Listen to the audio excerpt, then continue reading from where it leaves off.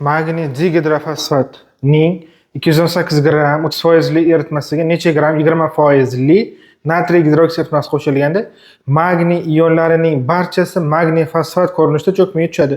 Dissotsiallanish darajasi 100%. Berilishini yoza olamiz.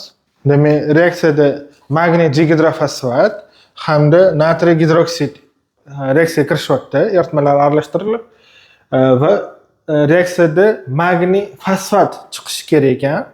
Magniy ionlarining barchasi magniy fosfat ko'rinishida cho'kmay tushsin deyapti. Demak, magniy fosfat chiqishi kerak ekan. Va nima chiqadi? Natriy fosfat bilan reaksiyaga kirishib, natriy fosfat ham chiqadi va suv chiqadi. Vodorod OH lar bo'lgani uchun mana OH, mana vodorodlar bo'lgani uchun suv ham chiqadi. Endi magniy fosfat chiqishini masalani o'zida aytib qo'ygan. Shuning uchun shu magniy fosfat chiqardik. Endi tenglashtiradigan bo'lsak, magniy 3 ta bo'lsa, mana bu 3 qo'ydik. Fosfat, fosfor, demak 3 kare 2 6 ta fosfat. Bu yerda ikkitasi bor. Qolgan 4 tasi bu yoqqa qo'ydik to'g'ri. Fosfatdan 4 ta bo'ladi. Natriy 4 kare 3 12 ta natriy. 12 ta natriy bo'lsa 12 qo'ydik natriyga. Endi vodorodlar soni 2 kare 2 4 kare 3 12 ta vodorod. Bu yerda ham 12 ta vodorod, umumiy 24 ta vodorod. Biz suvga 12 qo'yamiz. 12 kare 2 24 ta vodorod to'g'ri kelyapti. Kislorod ham demak bu yerda suvda 12 ta, qolgani fosfatda. Bu yerda natriy gidroksidga kislorodda 12 ta, qolgani PO4. Ya'ni fosfatda qolgani. Hammasi teng kelyapti, reaksiya teng. Endi nima berilgan? Magniy dihidrofosfat eritmasi 218 gram 30% ekan. Ya'ni erigan modda magniy dihidrofosfat 30% ekan. Natriy gidroksid 20% eritma, eritmani massasini topish kerak. Natriy gidroksid eritmasini massasini topish kerak. Endi magniy dihidrofosfatning massasini va molini topa olamiz. 218 gram bu eritmani massasi, ya'ni erigan modda magniy dihidrofosfat va suvning massasi, umumiy massa. Shuning uchun ham 218 gram 100% da, eritma doimiy 100%. 30% bu erigan modda, magniy dihidrofosfat. Shuni topish kerak, necha gramligini. Proporsiya orqali topamiz. X topish uchun 218 30 ga ko'paytirib 100 ga bo'lamiz. 0 bilan 0 qisqarib ketadi. 218 ni 3 ga ko'paytirib 10 ga bo'lishimiz kerak. Demak, 218 ni 3 ga ko'paytiradigan bo'lsa, 200 ni 3 ga ko'paytirsak 600, 10 ni 3 ga ko'paytirsak 30, 630 bo'ldi. 28 kare 3 24. 630 ga 24, 654.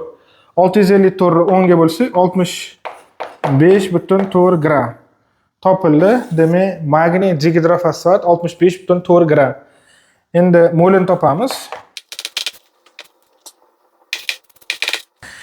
Massasi demak 65,4 gram. Endi molar massasini topamiz. Magniy dihidrofosfatda molar massasini topish uchun Mendeleyev jadvali orqali hisoblanadi.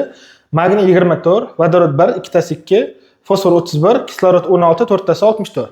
Demak, bularni qo'shib chiqsak, qavschiligini H2PO4 97, 2 talik ekan undan 97 ni 2 ga ko'paytiramiz. Demak, 90 180 bo'ladi, 7 14. 194 ga 24 qo'shamiz. 194 ga 24 qo'shsak 218 bo'ladi. 218. 65,4 218 ga bo'lsak 0,3 bo'ladi. Demak, 0,3 mol ekan. Bu magniy dihidrofosfat. Tepasiga qo'yamiz. Demak, natriy gidroksidni topishimiz kerak molini. Koeffitsiyenti 3, koeffitsiyenti 12. X topish uchun 0,3 ni 12 ga ko'paytirib 3 ga bo'lamiz.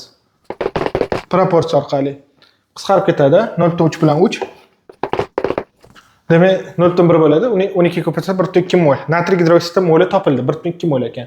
Natriy gidroksidning massasini topamiz.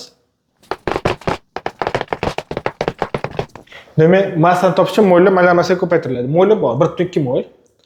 Molar massasini topish uchun Mendeleyev jadvali orqali foydalanamiz.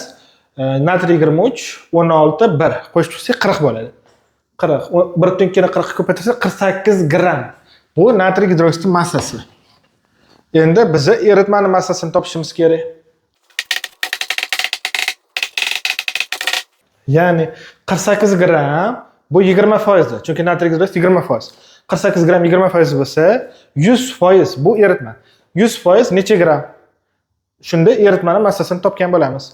Proporsiya orqali topiladi. X topish uchun 48 ga ko'paytirib 20 ga bo'lamiz. Demak, 48 bilan 2 qisqaradi.